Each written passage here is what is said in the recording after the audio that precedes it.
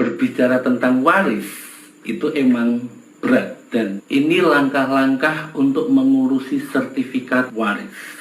Simak terus videonya. Assalamualaikum warahmatullahi wabarakatuh. Selamat datang di channel Catatan Kaki Adib. Kali ini saya akan membahas tentang waris, dari sertifikat maupun cara pengurusannya seperti apa.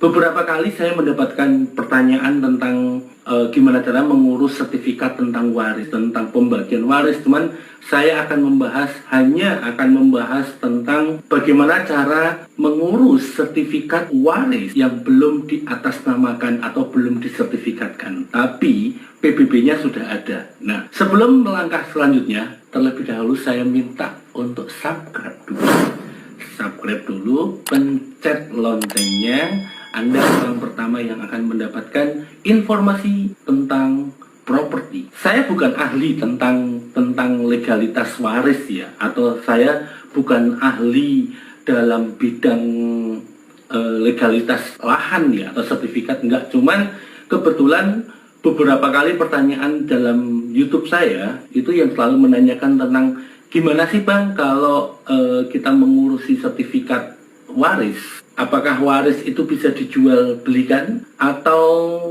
banyak pertanyaan yang selalu ada di channel saya. Jadi kali ini saya akan membahas, dan kebetulan saya pernah mengurusi secara langsung.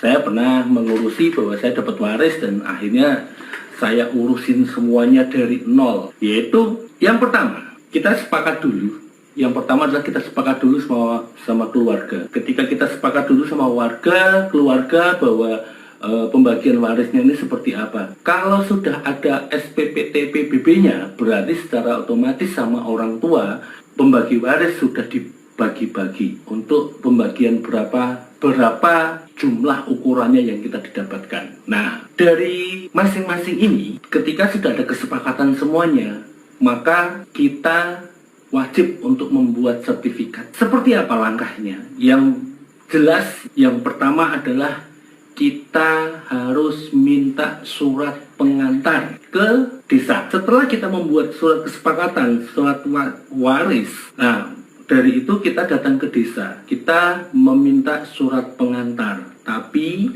sebelum ke desa, kita wajib dulu melalui RT.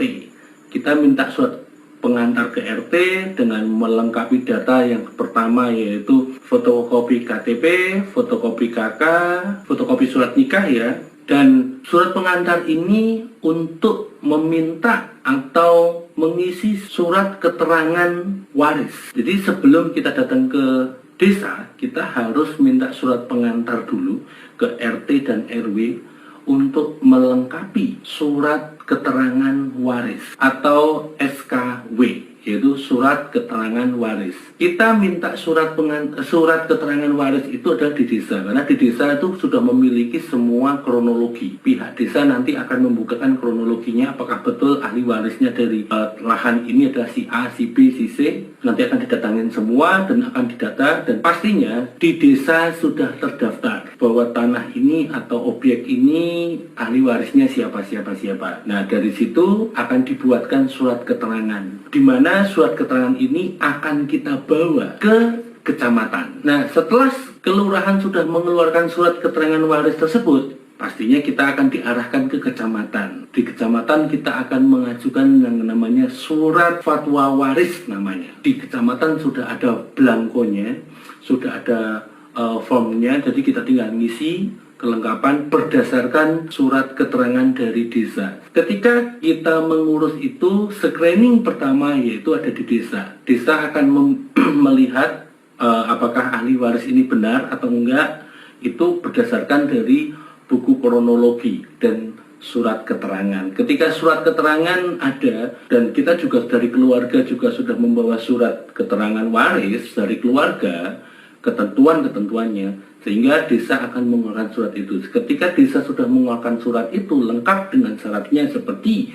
fotokopi KTP, fotokopi KK, surat nikah, dan semuanya persyaratan yang ada, langsung kita bawa ke kecamatan. Di kecamatan kita akan mendapatkan belangko yang namanya fatwa waris, di mana itu dikeluarkan menyesuaikan dengan surat keterangan yang dari desa. Kita isi semuanya, kelengkapannya, nanti akan ada beberapa syarat dan itu akan ngikutin. Saya nggak akan menyebutkan satu persatu berapa aja syaratnya, yang pasti nanti di kecamatan akan dikasih belangko dan beberapa persyaratan. Nah, ketika sudah mendapatkan surat keterangan tersebut, keterangan fatwa waris dari kelurahan maupun kecamatan, maka berlanjutlah kita mengurusnya ke BPN, itu Badan Pertanahan Negara. Di BPN kita akan mendaftarkan surat itu sehingga kita bisa langsung untuk ikut aturan dari BPN. Apakah itu nanti langsung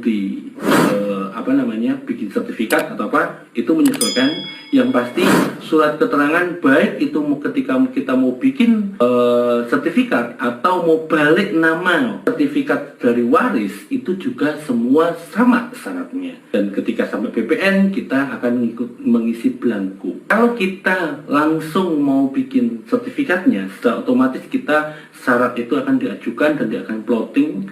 Nanti plotting ada pengecekan dari BPN, juga pasti akan pengecekan semuanya, baik itu mau sertifikat pertama atau baru dibikin sertifikat atau mau balik nama, semua akan dicek dari BPN. Dan BPN menyesuaikan dengan pengajuan. Ketika dari BPN nanti sudah ada tim sendiri untuk mengukur, kita tinggal tunggu aja, berarti itu sudah ready atau sudah proses.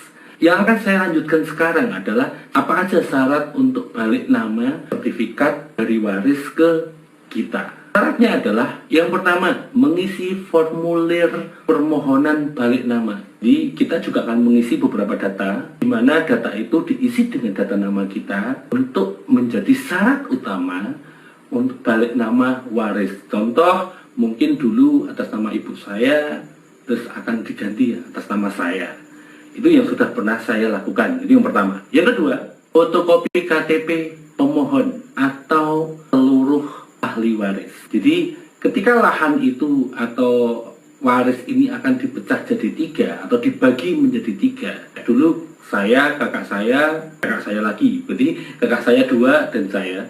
Itu secara otomatis kita menyodorkan semua syarat-syarat itu, kelengkapannya. Berarti ada fotokopi KTP kakak saya yang pertama dan ada fotokopi kakak saya yang kedua dan saya. Nah, jadi kita harus melengkapi. Yang ketiga, fotokopi kakak semuanya.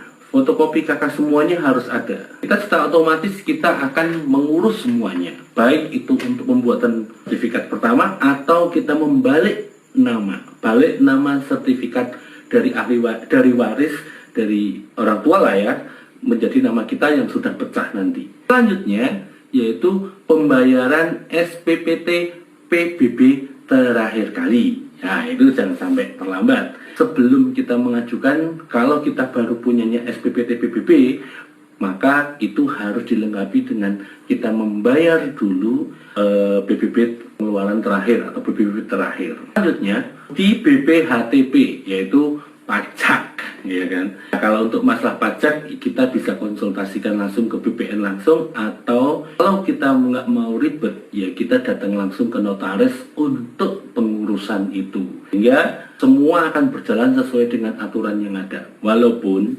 biasanya kalau waris itu, ahli waris itu tidak terkena pajak, tapi tetap untuk antisipasi bahwa kita harus sesuai dengan anjuran atau aturan yang ada di pemerintah.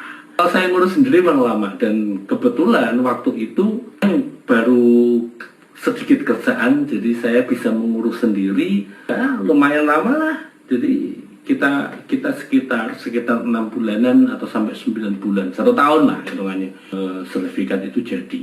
Ada nilai kepuasan sendiri ketika saya mengurus sendiri. Memang ada waktu. Dan apakah semua ini tidak bisa diuruskan oleh notaris? Sangat bisa sekali. Aja kok. Biayanya ya akan ada biaya nambah, dan kita nggak akan seribet ini, nggak akan antri lama, nggak akan ribet. Mengenai biaya, mengenai biaya dan waktu pembuatan balik nama, ya tadi sudah saya jelaskan bahwa biayanya tidak sebanyak ketika kita minta tolong pihak ketiga atau notaris ya, kalau kita urus sendiri. Dan berapa lamanya? Kurang lebih sekitar 6 bulan sampai 9 bulan, gantung triannya. Seperti itu saja gambarannya. Jika masih ada yang kurang lengkap, silahkan lengkapin kolom komentar.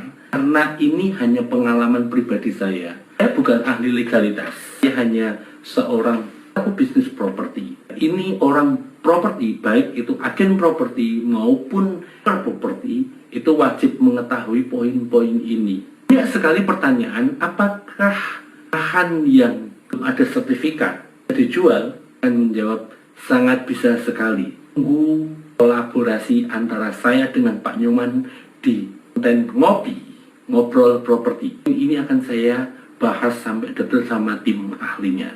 Gitu aja. Terima kasih sudah menonton. Terima kasih yang sudah subscribe. Semoga video ini bermanfaat dan membawa inspirasi ke depan. Sebelum saya tutup, social distancing, hati-hati. Harus jaga kesehatan kita masing-masing. Virus corona itu sangat jahat sekali. Mari kita berdoa semoga virus corona segera lenyap dari dunia Indonesia. Teman-teman, see you next. Bye.